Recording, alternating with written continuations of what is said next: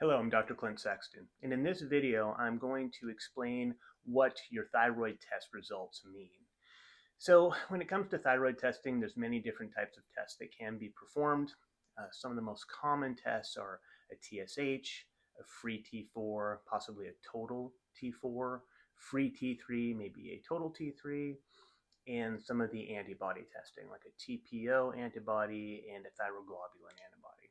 But before we get into each of these individual tests, I want to just emphasize the importance of when you're doing the thyroid testing, you're trying to determine ultimately if you have a thyroid problem or if you don't have a thyroid problem. So we don't want to try to look for and make the thyroid results explain the problem if it's not really there in the numbers. Okay. There's also a lot of differences of opinion in terms of what the ideal ranges are. So with standard medical testing, you'll generally find larger, wider ranges, whereas in more of like functional or functional medicine type of testing, the ranges are a little bit more narrow because we're considering those to be more of the optimal, whereas standard medical ranges are more like the disease ranges.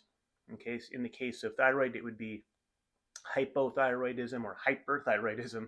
And in functional medicine, we may look within those to say, hey, maybe we can improve these numbers or get a more optimal range with these. Okay.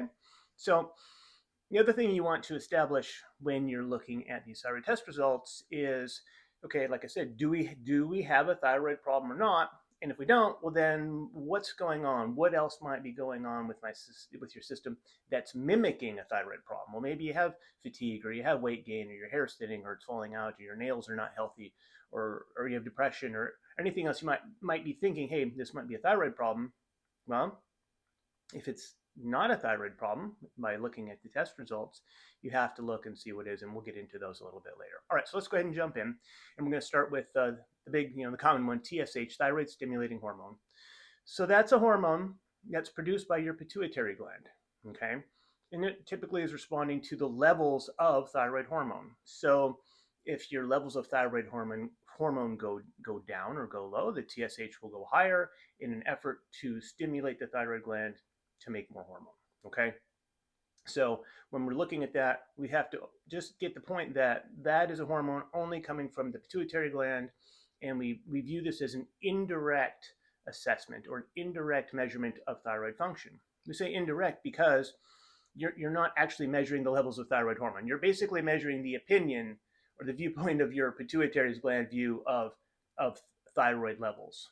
You see what I mean? So you also have to look at the direct levels of thyroid hormone, which would be measuring your T4 and your T3. So your TSH is an indirect assessment of your overall thyroid function. It's basically indicating what your pituitary gland opinion is of the status of thyroid function. Okay. So then we go into the thyroid hormone. So one of the most common ones would be FT4 or free T4. So when we talk about thyroid hormone, sometimes we say free or not free or bound and unbound. All we're saying is if you have a protein stuck to the hormone, it's not biologically active. Okay. So if we talk about free T4, we're talking about your T4 thyroid hormone that does not have a protein stuck to it. So it's free to interact with your cells. Okay. So with our measurements here, we have T4. So T4 is measuring the hormone that's free as well as the hormone that's not free. So it's just throwing it all together. All of your 4 is your T4 test or total T4. Free T4 is how much of that T4 is free, does not have a protein stuck to it. It can interact with your cells. Okay. So that's what the distinction we're making. Now, I like to see total T4 because that just tells me how much you have to work with. And then I like to see, okay, well, how much of that T4 is available at this point, meaning in the free state. So that's why it's nice to look at totals as well as the free part of the free fraction of these hormones. Okay, so you have your total T4.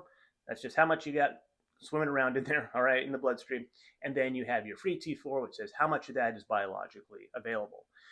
It's important to understand that your T4 is not the active form of the thyroid hormone. It has to get turned into the T3 hormone for that to be active. So what your pool of T4 is, it's a nice buffer. You've got all this hormone sitting there waiting, okay, to be used as needed. Okay, and a lot of that would be in the bound state, meaning protein stuck to it. All right, so we've got all this T4. When the body needs some, we get some put into the state of being a free T4, so we can turn it into T3 and turn it on to the active hormone. Okay, all right, so total T4, all of it. Free T4, how much is available? So now that takes us into the same thing with T3. You have total T3 and free T3, just like with 4. It's the same deal, all right? But just understand that your T3 is coming from your T4. That's how you get your T3. That's where it's coming from. So a lot of your T4 gets converted into T3. A lot of it happens in the liver and the kidneys and other tissues, all right? And that's another reason to understand or know how healthy some of these organs are. So if your liver is sluggish, or you're having trouble with detoxification, or basically if the liver's not in great shape, you may not convert as much as your T4 into T3. So now we're talking about T3.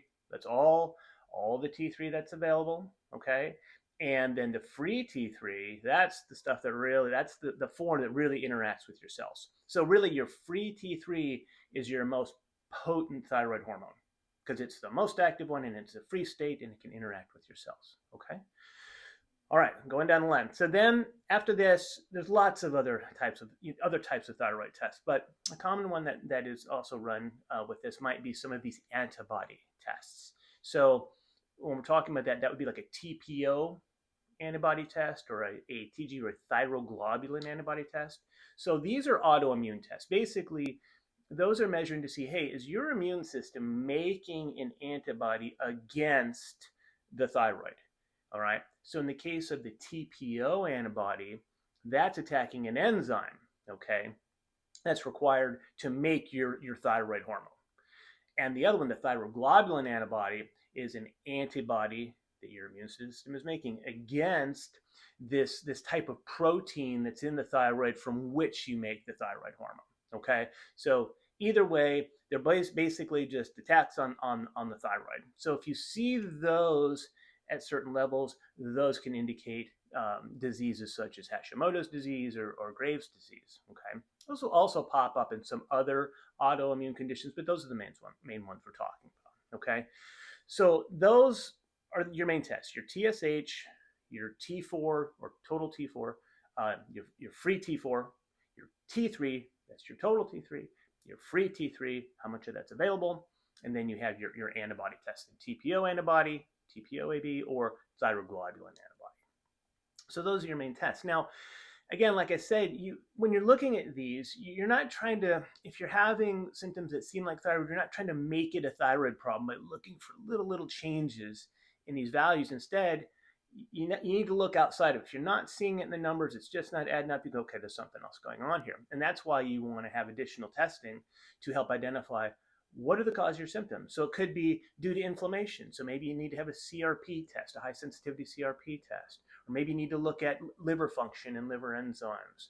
Or you need to look at your blood sugar levels, and not just your fasting glucose, but your blood sugar over an average of time, like over a 3-month period of time. That's your hemoglobin A1C. A really common problem is related to iron. So iron typically isn't really evaluated that well. So, you may just get a serum iron test, but it's really important to know, well, how much iron do you have in reserve? And that would be a ferritin test, because low iron can cause a lot of symptoms very similar to low thyroid function. So, you could also look at your levels of stress hormone, and that would be things like cortisol from the adrenal glands. So all I'm saying is that if it's not showing up in the thyroid testing as distinctly a thyroid problem, you need to look at these peripheral tests that can mimic and give you the same types of symptoms and problems you would find with a thyroid problem. Okay, so if you'd like to see a more detailed list of all the things I would check, I have it on the website. You can look at that, click on the link, and you'll see the kinds of things I would test and look at if we're not seeing it as a distinctly thyroid problem. I hope you found this helpful. Thank you.